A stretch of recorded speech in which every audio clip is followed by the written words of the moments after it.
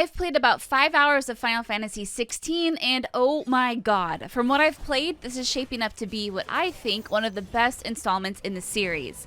And I know that's a loaded statement, but I haven't been able to stop thinking about this game ever since I played it almost a month ago. Unsurprisingly, the first few hours were incredibly narrative heavy as Final Fantasy 16 carefully and intently laid the groundwork for what I can only assume will end up a complex narrative. Players are thrown headfirst into a new world rich with its own history, with different lands ran by different powerful political figureheads, and each has their own idea of how things should be done. While an uneasy peace has been maintained for quite some time, a mysterious blight has started to threaten the peace. I'm sure this will go well. During an early cutscene, which was gorgeous I might add, I saw carefully crafted manipulation, corruption, and betrayal all in the course of a few minutes. So don't be surprised when you hear comparisons to Game of Thrones from me and others. Now, Final Fantasy 16 doesn't hold your hand when it comes to explaining these political relationships.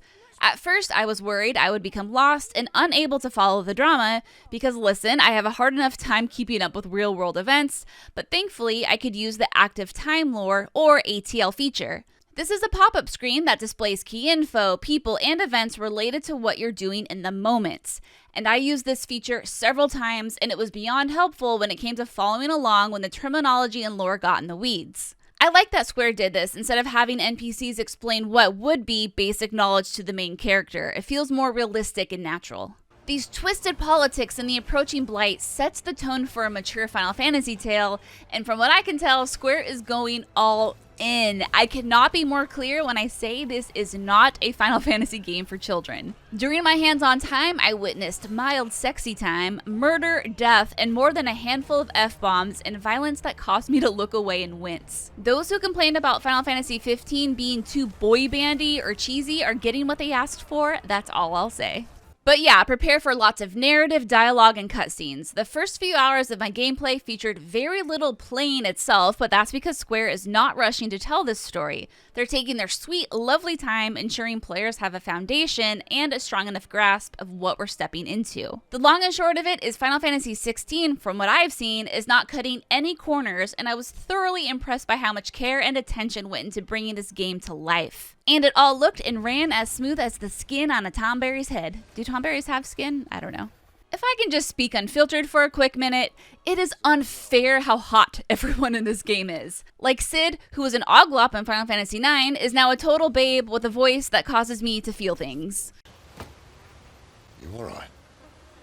But truly, when every character in this game spoke, I listened. I was glued to every word, every story, because they are so dang interesting. No one I came across felt one-dimensional. These are incredibly well-written, rounded characters, and I want to learn all of their secrets, among other inappropriate things.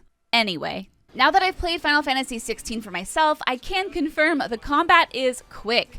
You have an assigned button for your basic attack and another for magic. You can also jump, evade, and dash, and holding R2 gives you access to special abilities, and items are used via the D-pad. You can parry enemy attacks and counter, and a well-timed evade grants you a brief window to follow up with a combo. I realize it sounds like a lot when I describe it, but the tutorial was wonderful, and before long, combat felt like second nature to me. Enemies also have a will gauge. As you chip away, you'll get a brief stagger at 50% and a full stagger at 100%. While enemies are at full stagger, you can increase your weapon damage up to 150%, and when the stagger period is over, you'll see a nice results screen telling you how much total damage you dealt. I personally took advantage of that stagger meter and found myself prioritizing weapons that impacted it because it is the best time to wallop and chip away at the HP bar when you do deplete it. There are two difficulty options: Action Focus Mode, which is for those who are ready for the action, and Story Focus Mode, for those who want an easier time nailing dodges, combos, and the like. I won't go into too many details, but the actual difference in these modes comes down to ring accessories that modify your experience when you equip them. For what it's worth, I'm probably average skill when it comes to action games. I'm nothing special, and I didn't have any difficulty issues when fighting enemies and bosses. But if you find yourself struggling, you can equip these rings whenever you'd like. There is a ring I'm excited to use in the final build, and it is a ring that'll automatically command your wolf buddy Torgal, and it's called the Ring of Timely Assistance. Without this, you'll have to dish out commands to Torgal, which requires using the D-pad, and honestly, I found myself so preoccupied and focused on what I was doing in combat that I often forgot to tell Torgal to attack and or heal, so yeah, definitely will be using that one. The final note I'll make about combat is I was limited on how many potions I could carry into battle. I could have up to 4 potions, 3 high potions, and 2 armor and strength buffs. It appears as though our days of carrying 99 potions into battle are long over, but I get it. This definitely adds a new level of tension to each encounter. I'm very curious though to see if we'll be able to increase this limit as the game progresses. Traversal in the majority of my demo mostly consisted of going from point A to point B in a mostly linear fashion, but I did get a chance to explore an area of the map, an area called the Three Reeds, that was more open than anything I had seen thus far. It was a large grassy wetland area with hills and lakes, and while I wasn't allowed to engage with NPCs or activate side quests, it did give me an idea of what other open areas might feel like. Taking into consideration I couldn't activate local side quests, there wasn't a heck of a lot to do. I did come across a few chests and fought a few monsters, but I hope the final version has more banter between the characters, and there's more opportunity to learn about the environment we're exploring and its relation to the wider world. I get the feeling Square is still holding some of its cards close to its chest, so we'll see. Another notable location I got to check out was Cid's Hideaway. This is the central hub, and I met lots of NPCs and dabbled in some shops. Most notable was probably the blacksmith, where I was able to craft and upgrade my weapons and armor, but there was also a fabulous spicy shop owner named Charon who I loved. What? You didn't think I'd shower your lordship with my hard-won wares while you swagger about with a pocket full of gil? I did a few side quests, and while the quests themselves weren't all that exciting on paper, I delivered soup to patrons and I fetched wood.